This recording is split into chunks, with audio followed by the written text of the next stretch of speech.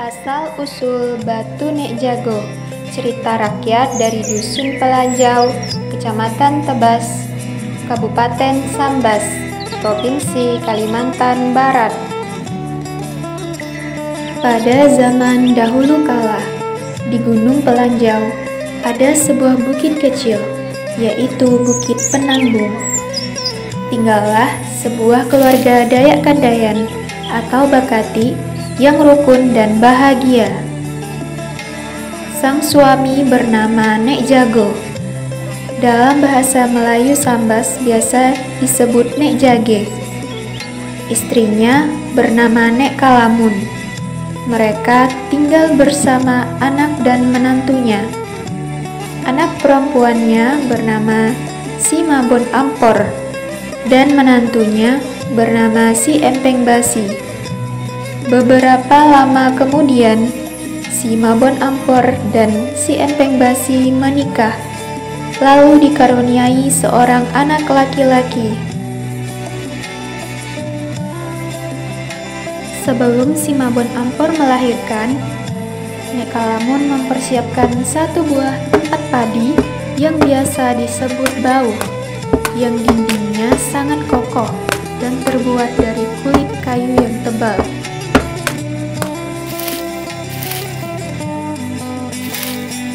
Hai Nek Jago, suamiku, maafkan aku terpaksa menyuruhmu tinggal di sebuah bau. Tidak apa-apa, wahai istriku Nek Kalamun.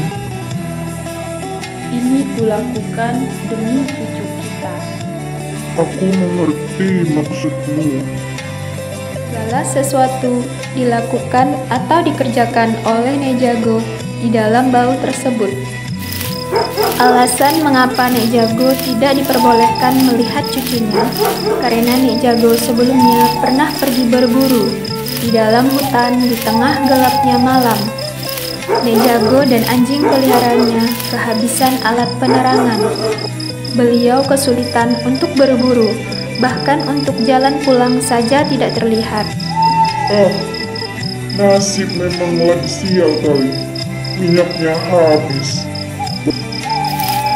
Nek Jago dan anjing peliharaannya berjalan menyusuri jalan setapak di hutan dalam keadaan gelap. Dalam beberapa waktu lamanya, anjing peliharaan Nek Jago menggonggong keras di dekat semak-semak. Setelah dihampiri oleh Nek Jago, dibukalah semak-semak tersebut. Mereka menemukan jamur misterius yang menyilaukan mata, sehingga terang seperti menggunakan lentera.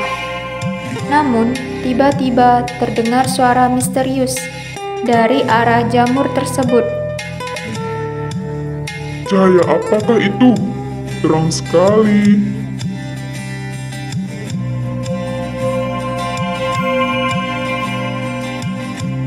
Nah, aku ada ide. Lebih baik cahaya itu aku jadikan alat suluh untuk aku berburu.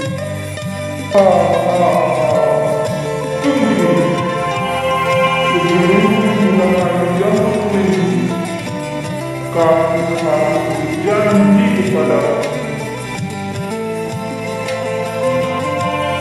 Janji seperti apakah itu?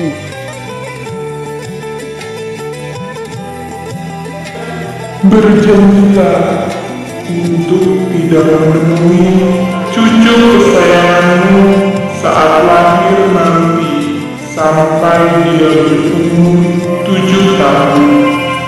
Dan apabila kamu melanggar janji tersebut, maka cucumu akan tiada.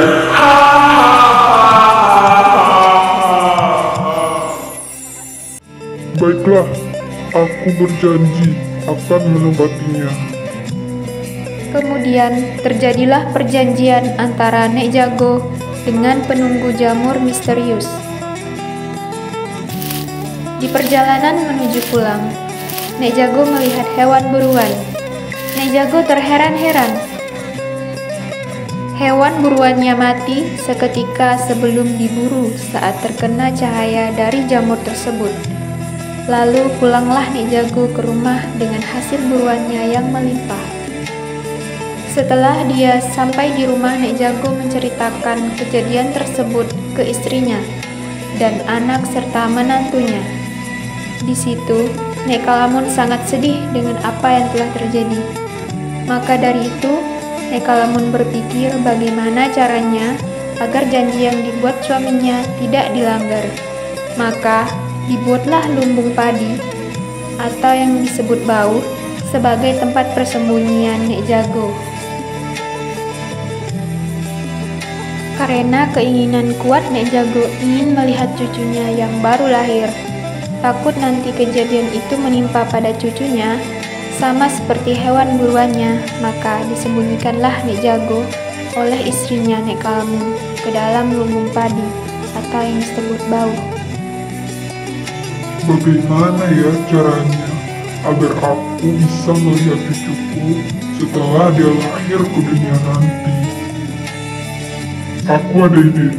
Sebaiknya aku membuat alat untuk melubangi dinding bau ini. Akhirnya, Nek Jago menemukan ide. Nek Jago yang merakit alat untuk melubangi dinding bau yang kokoh supaya dapat melihat sang cucu tercinta. Tak lama kemudian, istri si Empeng Basi yaitu si Mabon Ampor ingin melahirkan. Tak lama kemudian, lahirlah anak laki-laki. Nek Jago mulai membuat lubang pada dinding bau.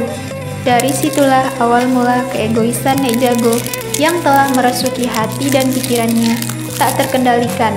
Bahkan Nek Jago melupakan janji di masa lalu. Cucu sering menghampiri bau tempat persembunyian kakeknya Nek Jago, membuat Nek Jago semakin gelisah hatinya ingin melihatnya secara langsung, karena selama ini hanya bisa mendengar suara cucunya saja dari dalam bau.